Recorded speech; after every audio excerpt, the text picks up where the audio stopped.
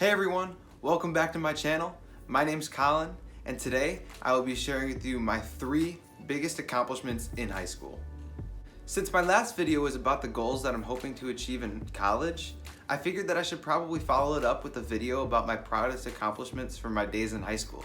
If you haven't watched my last video, I strongly encourage you to do so. It's my first video, so it's not the greatest, but I'll be getting much better as time goes on. I've included a link to watch that video right here.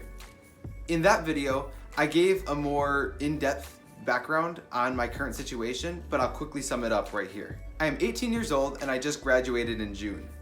I'm moving into my college dorm in less than a week, and I figured that I should start this YouTube channel to document all my successes, failures, and adventures, and hopefully to inspire you to create and share some of your own goals as well. With that being said, let's get right into the video with my 3 biggest accomplishments from high school. By the way, these are in no particular order. Number 1, becoming valedictorian. I finished high school this past June at the top of my class of almost 300 students. Now, becoming valedictorian was actually a goal that I set pretty early on. Thanks to my parents and the support system of teachers and staff at my elementary school, I found school to be enjoyable. And just like anything else that you're excited to learn about, you remember the information. My ability to retain knowledge, my desire just to even go to school, and just my overall performance just skyrocketed because of them. This sparked my interest in excelling in school in general. It wasn't until about the 7th grade though, when I transitioned to the middle school, that I really started to consider high school and my life beyond it. And when my sister became valedictorian of her class of 2014, I decided to set the bar just as high for myself. Not because I was expected to by my parents or teachers or anything, but because I knew I was capable of it. That and all the scholarships I'd be eligible for. Somehow, those 2 things alone were enough to push me through this strenuous journey on to becoming valedictorian. But believe me, there were a lot of difficult moments. It was not an easy journey at all. There'd be days or weeks where I just felt like giving up. I felt like I couldn't write this paper or I couldn't study for this test. It was in those moments though that I remembered all the motivational speakers and entrepreneurs who gave advice and would talk about on YouTube videos about how their most difficult moments, they were able to fight through them, and that's when they really saw growth.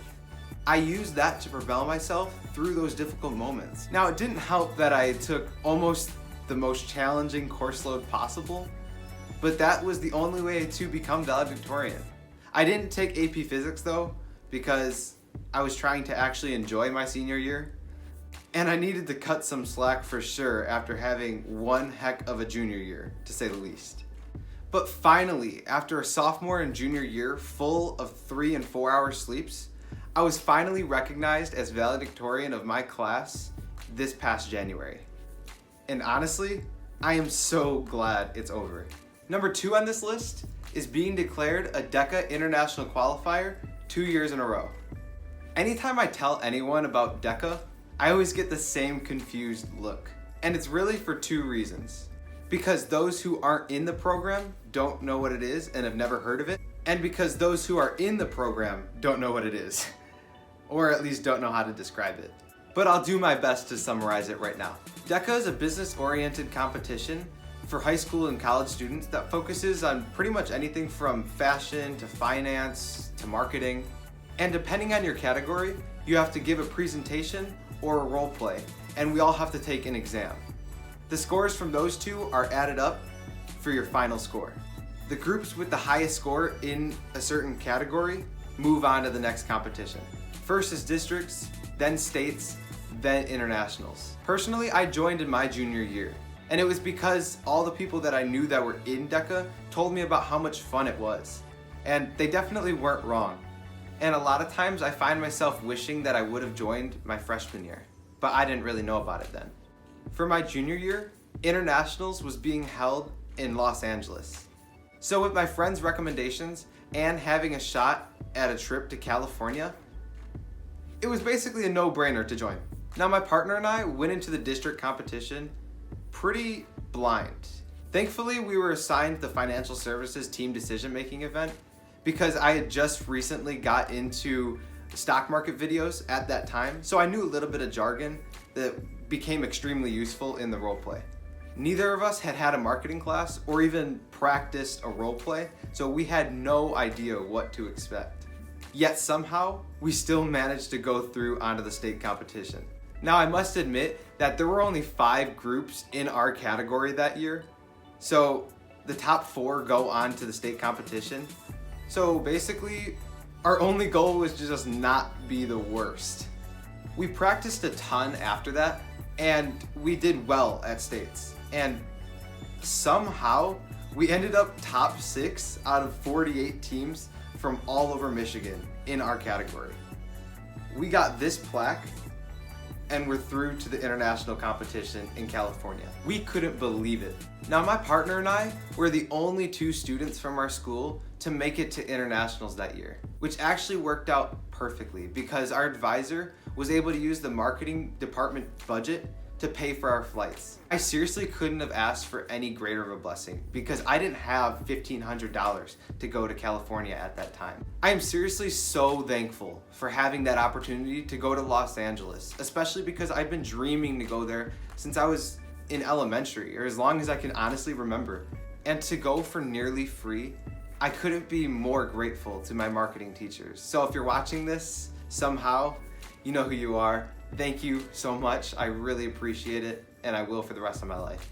It was seriously incredible. The following year, my partner and I finished as state champions again. And that time, we went to internationals hosted in Atlanta. Despite putting a lot of dedication into improving our approach and technique in our role plays, we just couldn't make it at internationals. Both in LA and Atlanta, we were eliminated in the first round. But it was an incredible experience nonetheless, and I'm so glad it happened. My third and final accomplishment is by far my biggest, and it was getting over my fear of public speaking. This was something that I always struggled with, and I know probably many of you do as well.